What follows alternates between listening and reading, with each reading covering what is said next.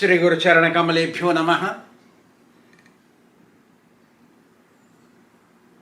Sukadeva Goswami says, O King Parikshit, whatever kind of karma one has performed, that does not go in waste. That remains deposited. Either it may be good karma or bad karma. They all remain deposited. And when time comes, they bear fruits. They become fructified and come in front to experience.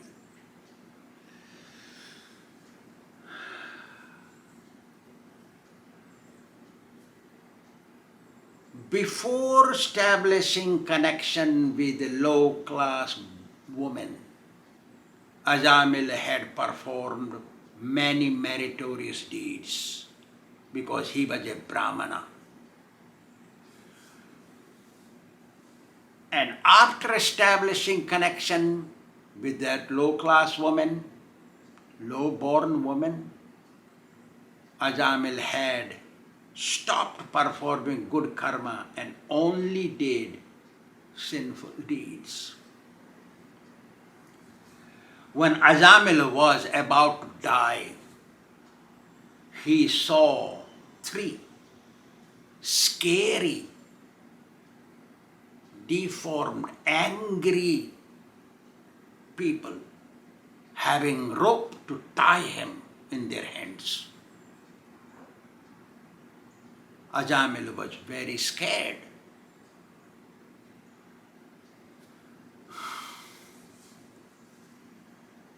And being extremely perplexed, he screamed out for his son's help, calling him, Narayana, please come and help me. And that boy, Narayana, was playing nearby.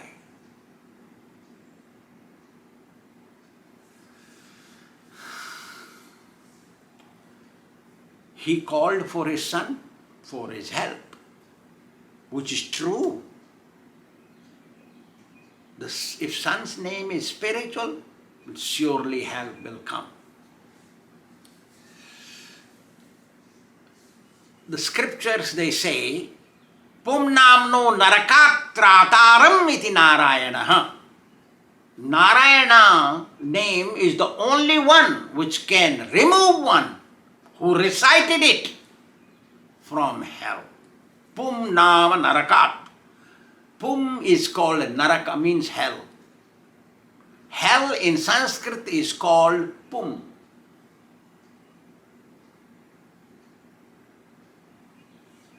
That's why Ajamila had kept his son's name Narayana. Even in India today, anyone who is familiar with Vedic scriptures, they put their son's name on the names of the Supreme Lord and daughter's name in the name of the goddesses, like that.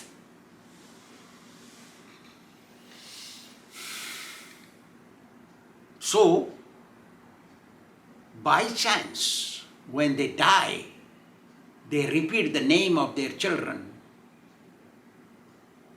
They wish, and which is true, can come,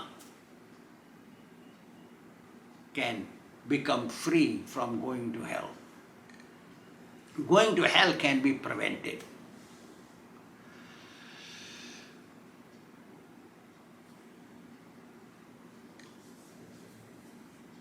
Son is called Putra in Sanskrit. Putra and Mutra. Mutra means urine, Putra means son. Both of them come out from one tract of urination. One is called Putra because Pum nama narakat trayate iti putraha. In Sanskrit Vyakarana, Putra, one word, is defined like this. Pum means hell. Narakat trayate. He removes his parents from hell. That's why he is called putra, not mutra, not urine, even though came from same tract.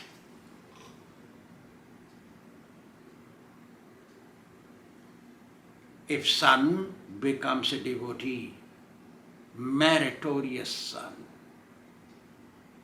a serious, sincere devotee, their parents have guarantee they will not go to hell. Does not matter how great sinners they are. I remember this. One well-known person came to me, see me with his son. A grown-up son. I told the son, I was telling the father, please chant the name of the Lord, Japamala. He was familiar because he chanted some previously. Please carry on chanting. The son said, why are you telling him chant? I have to chant if he does chanting. I did not tell him this chant. The son I did not tell yet.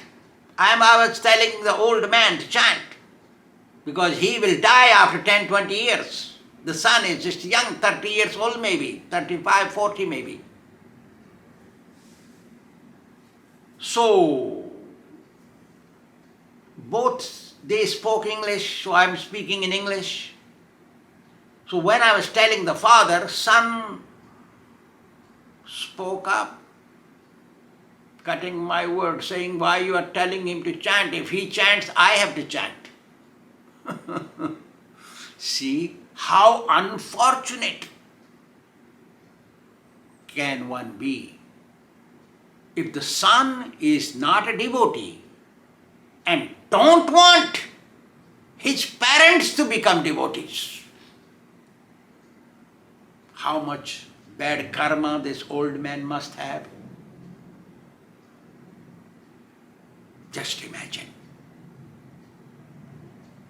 So, Mutra and Putra come out from both come out from one place, through one tract.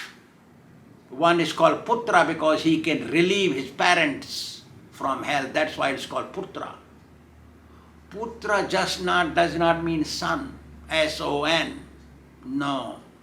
Putra means a person who removes his parents, mother and father, from going to hell. If they are destined to hell, he will block the gate by being a devotee. By becoming a devotee, one does not lose anything. What do you lose? You wear the same clothes, you have the same food, you live in the same house, you have the same family, you have the same earning, you have same spending, you have same health, you have everything same. Only one thing is added is devotional life. So what is the harm?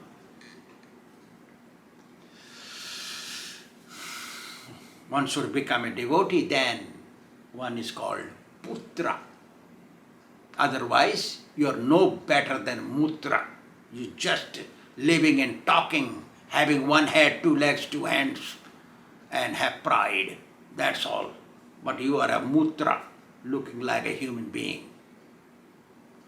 So one should become a devotee. To become a devotee, there are some rules. That very first rule is Ādau Gurvāsrayam. As a human being, your first duty is to accept an authentic spiritual master. Must take shelter of a spiritual master who is authorized to be guru by the scriptures. The spiritual master must have two dynasties unbroken coming from God. One is birth dynasty, another is spiritual dynasty. One is father and son dynasty coming unbroken from God, Another is guru-disciple dynasty coming unbroken from God. Two must be there. Guru must be born in a Brahmin family, Brahmin dynasty. That is Guru. Devotee can be born in any dynasty, no problem. Anybody can go to God in all circumstances and any circumstances. Doesn't matter which class, which caste, which gender, which nation, which color you are born in.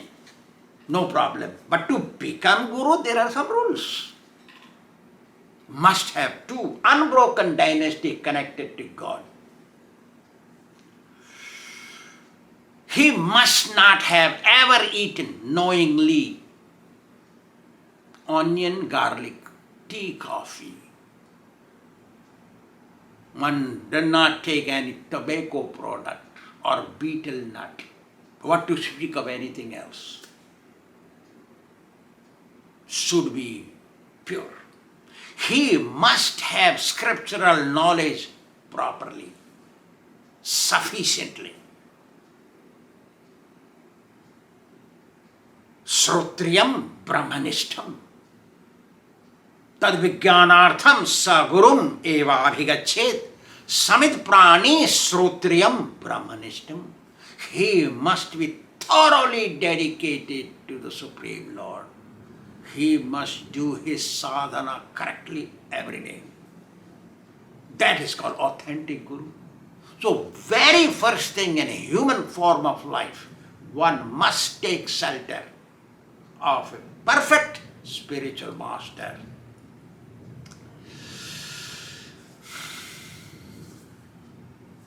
Sukadeva Goswami further says,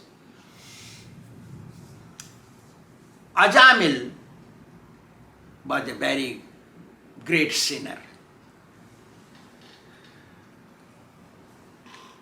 And at the time of death he recited name Narayana because his merits which he had done before contacting this low-born woman, he had performed meritorious deeds. They came in front of him. So at the time of death, he recited name Narayana. Even though that name he recited was meant just for his son, not for God. Still, because it was addressing the name God, he got benefit. He had recited so loudly, screamingly, so he got double benefit. That is, one loudly reciting, loudly he spoke it out, so all his sins will burn. And because he spoke loudly, he heard it, so his hearing made the pathway to go to God clear. So you got double benefit. Chanting loudly makes double benefit.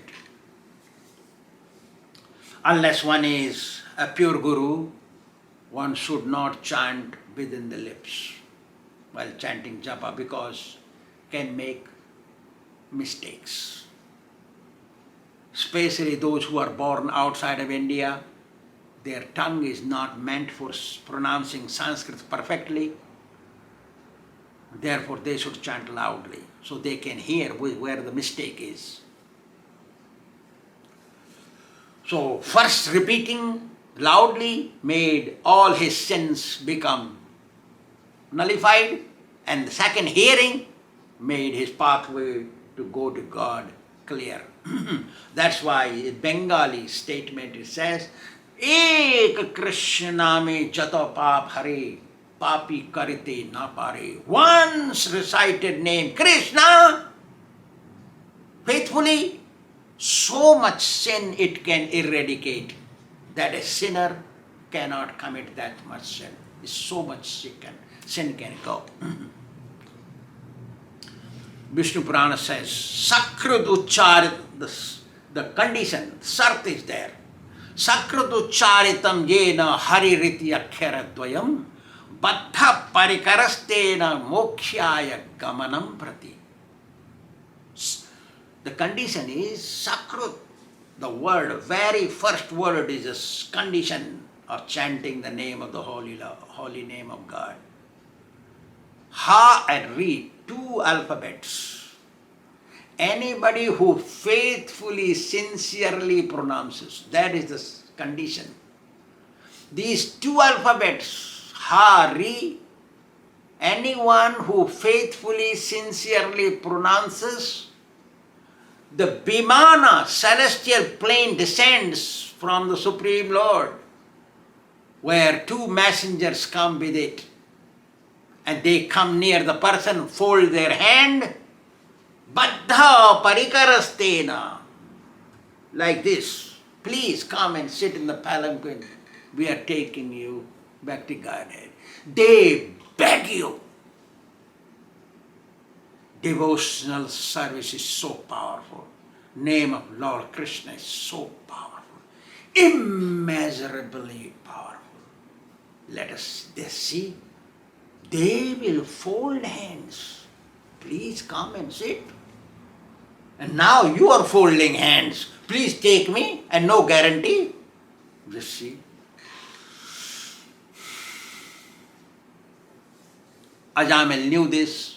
That's why he kept the name of his son Narayana. Because if he recites name Narayana, then we go to God. He knew that because he was born in a Brahmin family. He had a good character. He performed the spiritual life. So he had that consciousness, so he put that name. Similar is the way one should put the children's name in their house, male's names on the name of God, and daughter's name in the name of Goddess, like that. They should put. But unfortunately nowadays they put their names, so many names, which have no meaning. Rinku, Dinku, Joseph, Falana, Dimaka, something like that. Bablu. Like that is amazing. Sri Sukadeva Goswami continues. When the messengers of the Supreme Lord heard Ajamil recited the name of their Lord, even though he recited the name of his son, they came running to him and reached near Ajamila.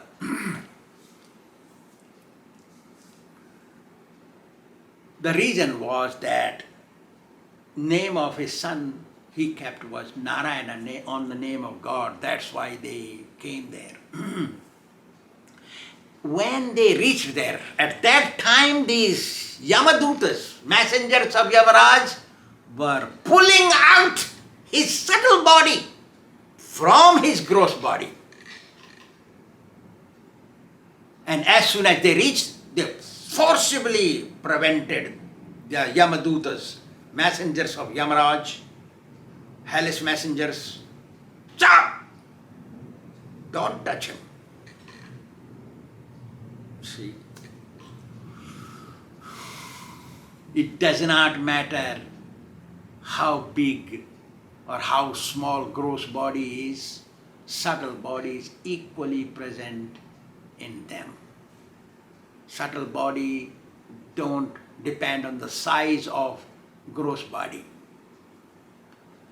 Subtle body is consisting of mind, intelligence, and false ego. When gross body dies, subtle body does not die. It remains. Subtle body dies only when one becomes self-realized soul or a pure devotee. Then only subtle body dies. As long as there is a subtle body with the soul, soul cannot receive liberation. It can only go to heaven or hell or live here having a gross body. No other way. There are only three ways. Either you have a gross body, or you go to heaven, have subtle body, or you go to hell, have a subtle body. Like that. One may wonder what is the size of subtle body, if gross body is of elephant or a mosquito? What is the size of subtle body? To this, Garuda Purana states, Angushta matram purusham vichakarsha balad yama yamadutas pull. Because Garuda Purana deals with the hellish conditions more. So it says, Yamaraj. Yamadutas pull the subtle body of a sinner's gross body as big as a thumb, a size of thumb, is about 1.5 inch. So how can such a subtle body reside in the mosquito? It's because as per the size of the body, that soul also takes form. But it is as big as thumb, like that. Kathopanishad also says, Angushta matra purusho madhya atmani tishtati. Angushta matra, Angushta means thumb. Angushta matra means measurement is this big. Is about 1.5 inch. In that center of that, in the heart of that, resides the soul. Now, where is the super soul? The Supreme Lord tells in Bhagavad Gita, Ishvara sarva bhutanam hriddesi Arjuna tishtati. He sits in the heart of that soul. He is the soul of soul. That's why it's called super soul. Paramatmani. He is the soul of the soul called super soul. Sukadeva Goswami further says, O King Parikshit, when Yamadutas, messengers of Yamaraj, hell, were prevented by Vishnudutas or messengers of the Supreme Lord, Yamadutas told them,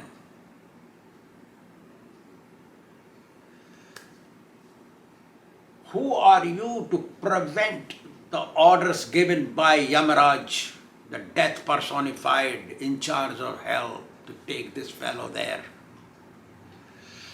Who are you? First you tell, give introduction of yours,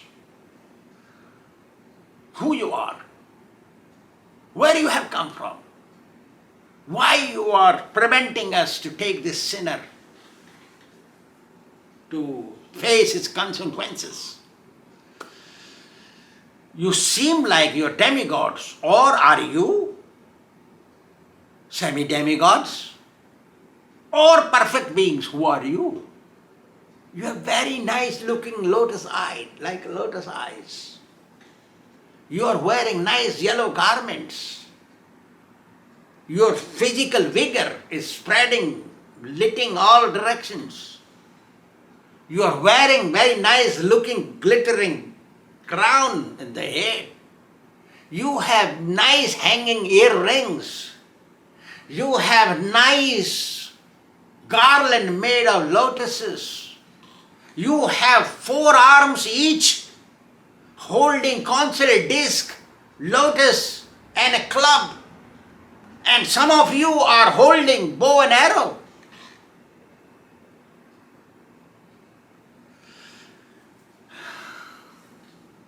We are, they are telling, we are, just to induce them to speak, we are messengers of Yamaraj, the in charge of hell, where sinners go.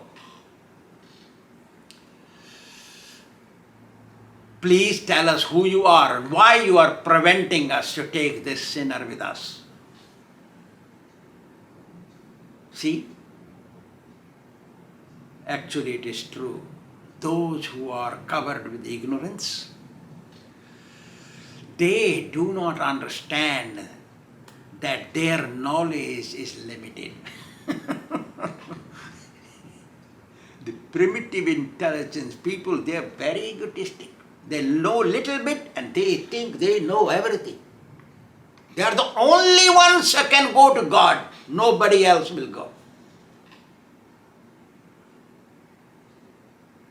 Imagine.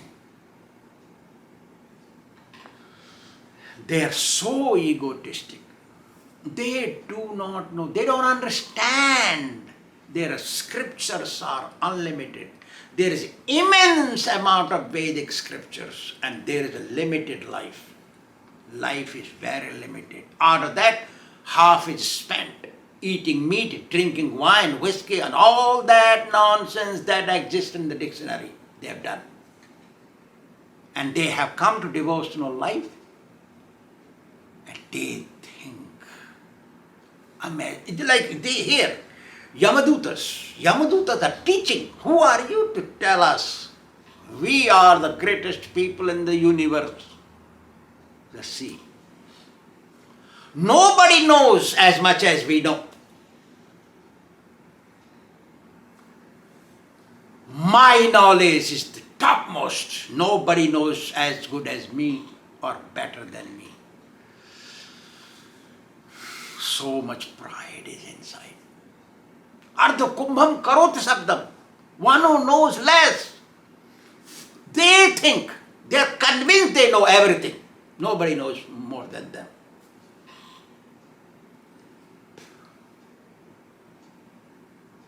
Just see.